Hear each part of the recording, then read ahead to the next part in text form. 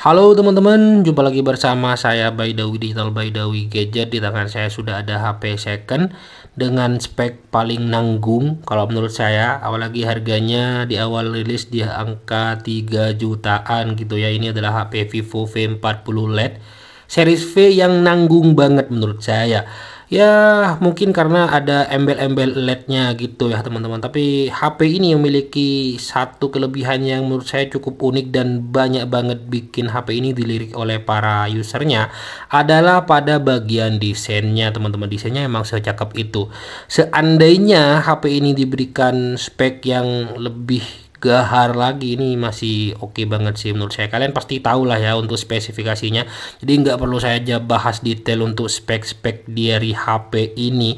Yang bikin HP ini nanggung banget dengan harga 3 jutaan, dia cuma dapat Snapdragon 685. Bayangin lah teman-teman, itu yang spek nanggung banget sih. Ini udah dipakai dari tahun 2021 kayaknya ya, spek yang seperti itu ya teman-teman. Harusnya dia udah pakai tipe-tipe terbaru, entah mau pakai Snapdragon, mungkin pakai yang Gen gitu ya, ataupun yang semacamnya yang kayak gitu-gitulah. Atau mungkin kalau mau pakai MediaTek sekalian ya kayak Helio G100 mungkin, ataupun G99 Ultimate ya, karena rilis di tahun 2024 kan ya. Ini masih rebrandingnya pakai spek lama anggapannya gitu ya. Ya oke, harganya. Nah, langsung aja. Saya jual HP Vivo V40 LED di sini dengan harga Rp2.350.000 aja buat kalian ya. Langsung aja cek kondisinya. Di sini untuk variannya yang saya pegang, dia varian RAM 8 dengan internalnya di 128 GB yang warna silver. Oke. Kita langsung aja cek seperti ini. Pertama-tama untuk unit HP-nya. Ini dia untuk unit HP-nya ya teman-teman. Selanjutnya kita cek bagian dalam, ini kartu garansi dan kartu lain-lain. Yang bikin oke juga ini ya, dia udah flash charge sampai 80 watt teman-teman. Ini salah satu kelebihan juga dari HP ini. Dan tentunya udah full original USB tipe C teman-teman. Oke, seperti ini dia. Lanjut kita cek kondisi HP-nya dengan harga 2.350.000. Kondisinya yang seperti ini ya teman-teman. Pertama-tama kita cek terlebih dahulu untuk bagian kemulusan. Wah, ini kotor ya, nggak saya bersihin, lupa teman-teman ya. Saya jualnya apa adanya lah ke kalian. Oke, pertama-tama tentang kemulusan. Untuk kemulusan menurut saya ini udah masuk yang bagus. Dia masuknya di grade B karena terpotong dengan adanya jamur. Nih ya, bagian sininya nih ada jamur tipis-tipis ya teman-teman.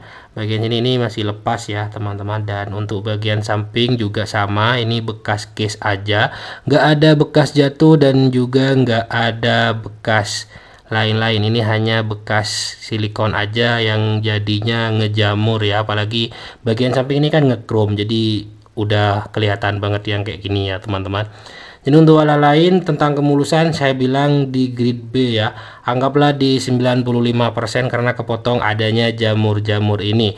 Yang seperti saya sampaikan di awal, HP ini yang bikin menarik dari beberapa usernya itu adalah pada bagian desain ya teman-teman. Selain desainnya yang dibuat mengkotak, dia elegan banget dengan model kamera yang seperti ini tuh. Dia dual kamera. Mengapa saya bilang ini nanggung banget dengan budget 3 jutaan? HP yang menurut saya Vivo ini udah HP yang cakep, dia masih belum ada ultra wide teman-teman. Bayangin tuh, HP yang sudah seharga 3 jutaan dari Vivo nggak dikasih ultra wide, apalagi series V itu sangat-sangat apa ya, eman banget pokoknya. Misalnya ada ultra wide bakalan makin oke dan ajib gitu. Padahal desainnya udah secakep ini. Di bagian bawah di sini ada kayak lampu indikator gitu. Jadi oke banget lah pokoknya untuk HP ini ya teman-teman. Untuk peletakan seperti biasa, bagian bawah di sini ada speaker, ada colokan charger, ada tempat SIM yang tentunya masih dual slot aja atas bawah ya teman-teman. Bagian sini ada tempatnya si tombol power sama si tombol volume. Bagian atas di sini ada mic, bagian sini kosong ya teman-teman. Fingerprint ada di bagian layar teman-teman.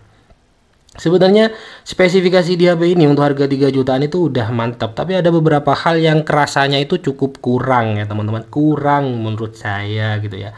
Ya begitu-begitulah, apalagi kalau ingat speknya yang masih ya standar aja gitu, pakai ya chipset yang lama gitu ya teman-teman. Kalau untuk bobot dan semacamnya, HP ini udah nyaman ya. Untuk tingkat ketebalan cuman di 7,8 mm yang seperti ini menurut saya mantap banget dengan apa namanya, bobot yang cuma di 190 gram, standar untuk beratnya ya, nggak berat banget, nggak ringan banget, jadi nyaman digenggam, kerasanya pun juga cukup kokoh.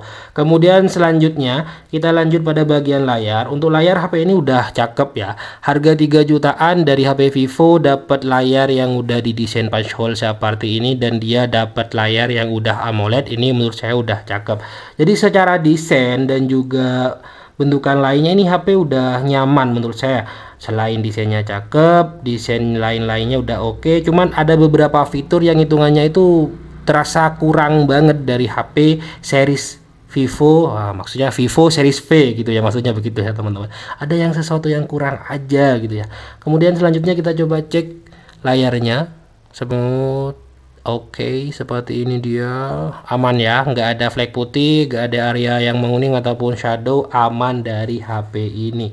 Yang jadi hal yang sangat-sangat mengganggu sebenarnya, dan ada beberapa user juga yang berikan komentar, itu adalah pada bagian performanya, kayak chipsetnya yang masih pakai Snapdragon 685, kemudian gak adanya ultrawide, dan perekamannya yang cuman ya gitu-gitu aja, nggak sampai 4K gitu ya, padahal HP series V gitu katanya, ada yang bilang begitu ya teman-teman. Itu yang bikin kurang dari HP ini.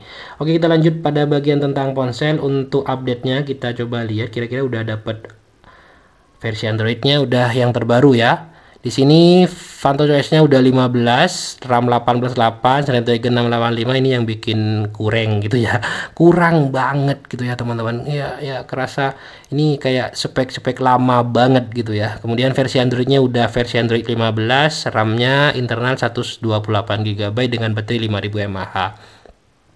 Ya, yang bikin kurang itu sebenarnya itu aja. Chipsetnya yang masih pakai chipset lama. Sebenarnya chipset 685 ini kalau dibuat ngegame itu udah nyaman ya teman-teman. Tapi kalau kita yang sukanya itu berburu performa, apalagi dengan udah banyaknya varian gaming saat ini kayak chipset yang udah terupdate saat ini dari tahun 2024 sampai tahun 2025, ini kerasanya kurang banget, apalagi untuk ukuran HP harga 3 jutaan yang banyak banget pilihannya kalau kebutuhannya itu pada bagian performa kamera dan juga pada bagian ya gamingnya. Nih kalian bisa lihat kameranya ini sebenarnya secara resolusi udah cakep. Dia beresolusi di 50 megapiksel dengan kamera selfie-nya di 32 megapiksel.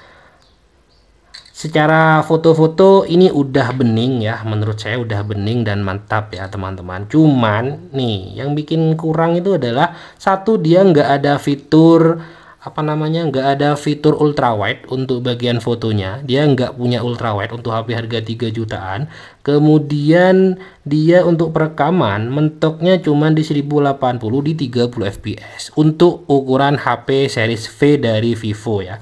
Ya Vivo yang ada embel-embel LED gitu ya teman-teman. Tapi secara lain-lain udah mantap sih. Ini ada stabilizer ya, sekalipun ada stabilizer ini kerasanya cukup kasar banget ya teman-teman.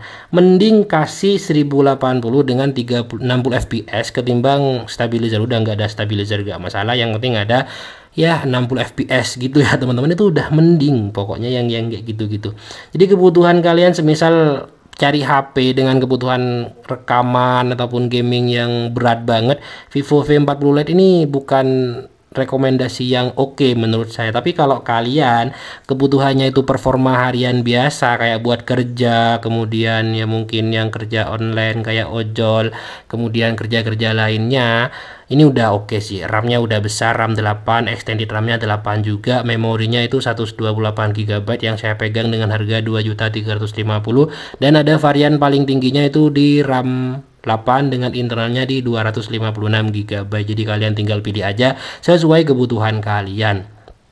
Ya secara hal-hal lain desain cakep, kamera juga udah bening ya, cuman ya minim fitur aja gitu ya teman-teman, yang bikin nanggung dari si HP Vivo V40 Lite-nya di sini. Oh ya, kalau kalian berminat sama HP yang saya pegang di sini langsung aja cek di deskripsi. Sekian untuk videonya. Assalamualaikum warahmatullahi wabarakatuh.